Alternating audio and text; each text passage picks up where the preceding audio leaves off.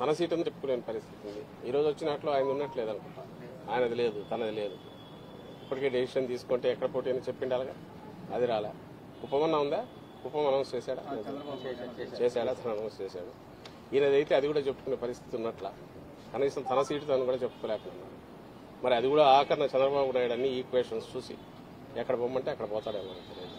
24 సీట్లు జనసేన పోటీ చేస్తుందని చెప్పి పవన్ కళ్యాణ్ అన్నారు సార్. కానీ 5 సీట్లు మాత్రమే ప్రకటించారు. అంటే మిగతా సీట్లో క్లారిటీ లేరా, అభ్యర్థి లేరా? చెప్తున్నా కదా, మిగిలిన సీట్లు చంద్రబాబు నాయుడు డిసైడ్ చేయాలి.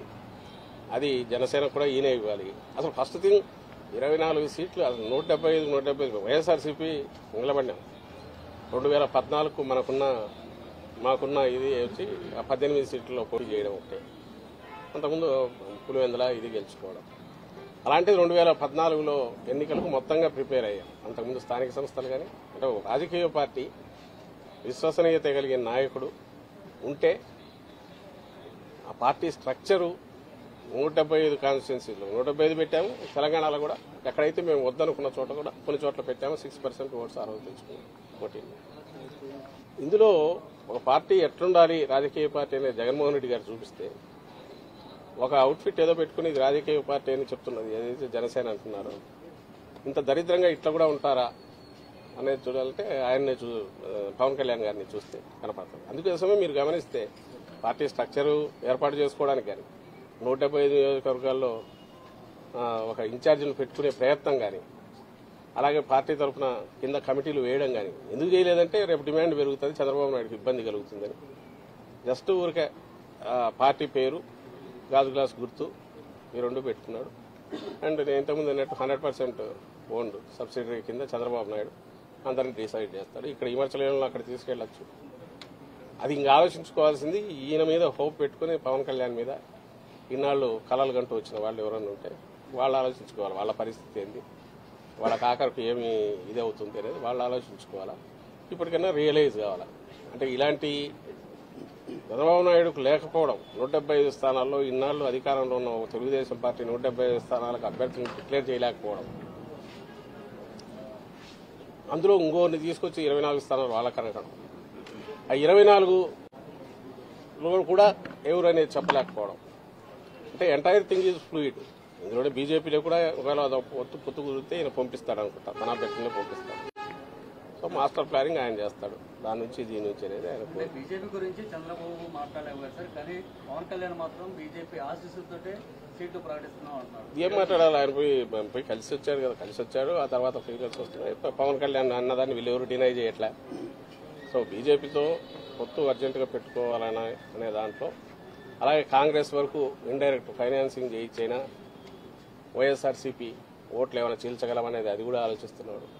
ఓవర్వెల్మింగ్ గా వైఎస్ఆర్ కాంగ్రెస్ పార్టీకి జగన్మోహన్ రెడ్డి గారికి ఉన్న పర్సెంటేజ్ ఆ పాజిటివ్ ఇది అయితే కనుపుతుందో దాంట్లో ఏమాత్రం చిన్నది డెంటిన్ చేయాలన్నా వీలవుతుందేమో అనేది అన్ని రకాలుగా ఆయన ప్రయత్నం చేస్తున్నారు.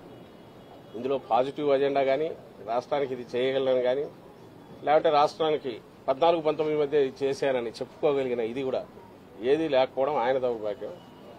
అలాంటి ఎత్తిపోయిన కేసుకు సబ్సిడరీ కింద పోవడం ఈయన బలహీనత, ఈయన దారిద్ర్యం ఇది కనపడుతుంది దాంట్లో. వైసీపీ సిద్ధం అంటుంది, యుద్ధం చేస్తామని పీకే అన్నారు. మీరు రెడీగా ఉన్నారు? ఏమీ చేస్తారు? 24 మందిని ఆయన పెట్టుకుని 24 మంది కూడా ఎవరు అభ్యర్థులు తెలియకుండా, అది కూడా ఆయన ఇంటికి వెళ్లి చంద్రబాబు ఇంటికి వెళ్లి ఆయన అనౌన్స్ చేసి ఈయన ఎవరి మీద యుద్ధం చేస్తాడు? గాల్లో తిప్పుకోవాల్సిందే, తిప్పడం తప్ప. మేమైతే చెప్తున్నాము, ఎంతమంది వచ్చినా మేమైతే సిద్ధం అంటున్నాం. దేనికి? ఎన్నికలకు రెడీ. నువ్వు ఆయన యుద్ధం అనడానికి నువ్వు 175 కాన్స్టిట్యూన్సీలు నీ మనుషులు ఎవరన్నా ఉన్నారా? లేక 24 కైనా నువ్వేమన్నా అనౌన్స్ చేయగలిగావా?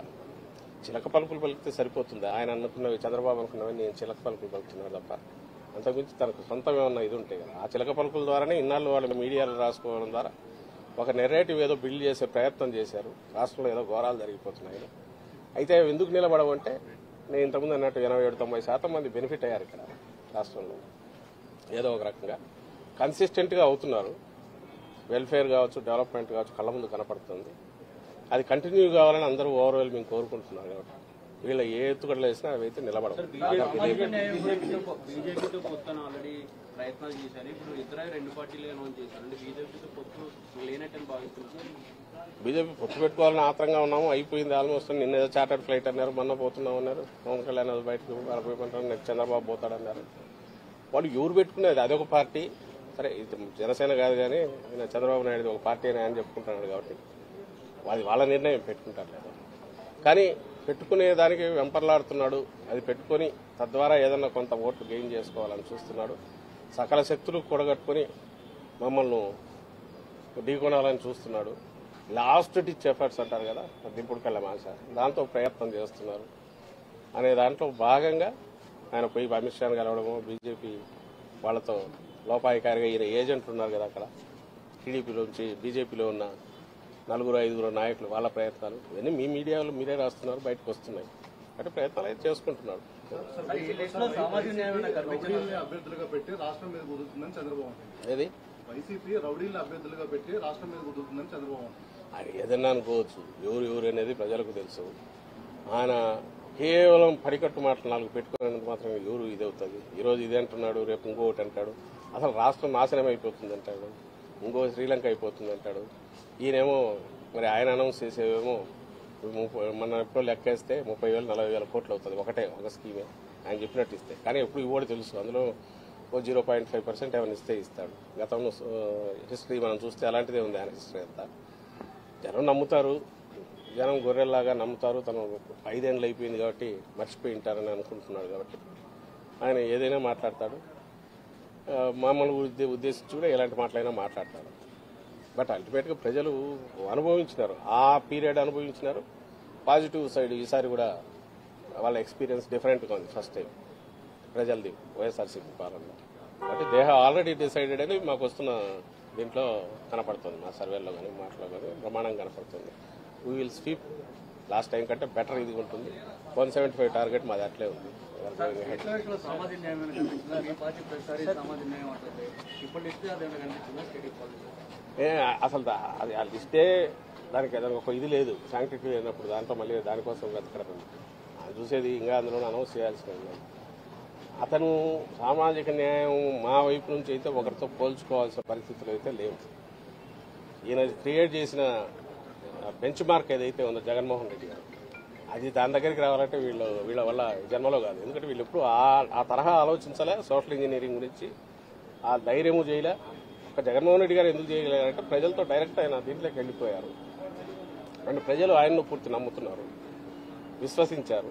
ఇలాంటి నాయకుడు మాకు కావాలంటున్నారు కాబట్టి ప్రజల ఆకాంక్షలను అర్థం చేసుకున్నారు కాబట్టి ఆ బ్యాలెన్సింగ్ సోషల్ ఇంజనీరింగ్ అనేది ఆయన సక్సెస్ఫుల్ చేయలేదు. వీళ్ళ చేత ఏమవుతుంది, వీళ్ళు పెట్టుకున్నదాండే నానా చోట్ల పడి ఎట్లా అన్ని అతుకులు వేసుకుని ఎట్లా రావాలని వీళ్ళు చూస్తున్నారు.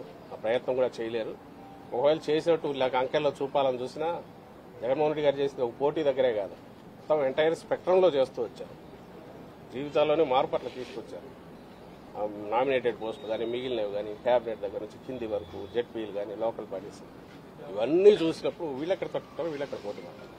మన ఊరికే పిగ్మీలాగా ఎట్లా మరుగుజుల్లాగా ఉండాల్సింది తప్ప ఆ విషయంలో సోషల్ ఇంజనీరింగ్లో అంతకుమించి అయితే వాళ్ళు చేయగలిగింది.